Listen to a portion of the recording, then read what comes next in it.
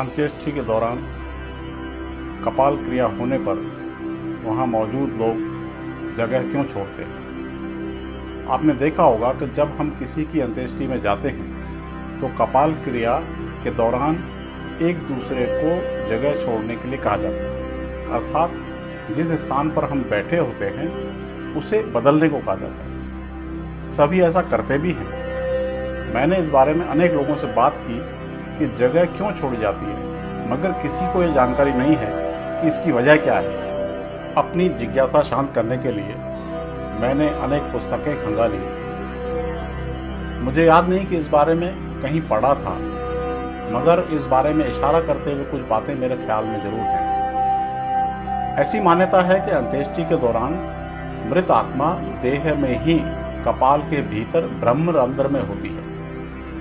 कपाल की हड्डी क्योंकि बहुत मजबूत होती है, इस कारण उस पर घी डालकर उसे तोड़ा जाता है। बताते हैं कि कपाल क्रिया करने पर ही आत्मा की देह से मुक्ति होती है। देह से मुक्त उसे इसलिए किया जाता है ताकि वह आगे की यात्रा को प्रस्थान कर सके। कपाल क्रिया से पहले तक उसका अटैचमेंट न केवल अपने जलते शरीर अपितु आसपास के दृश्य से भी होता है। उस अटैचमेंट को समाप्त करने के लिए शमशान में मौजूद सभी लोग कपाल क्रिया होते ही अपनी अपनी जगह छोड़कर दूसरी जगह बैठते हैं और एक नया दृश्य बन जाता है। एक झटके में जब पुराना दृश्य आत्मा को नहीं दिखाई देता तो स्वाभाविक रूप से उसका शमशान स्थल से डिटैचमेंट हो जाता है। यानी कि यदि दृश्य नहीं बदला जाए तो आत्मा का पुराने दृश्य से संबंध बना रहेगा और वह शमशान स्थल से मुक्त नहीं हो पाएगी। हम समझ सकते हैं कि वर्षों तक भौतिक शरीर व दुनिया में रहते हुए हमारा कितना गहरा संबंध हो जाता है। शरीर जलने के बाद आत्मा यहीं अटकी रहना चाहती है। उसे जबरन कपाल से मुक्त कराना होता है।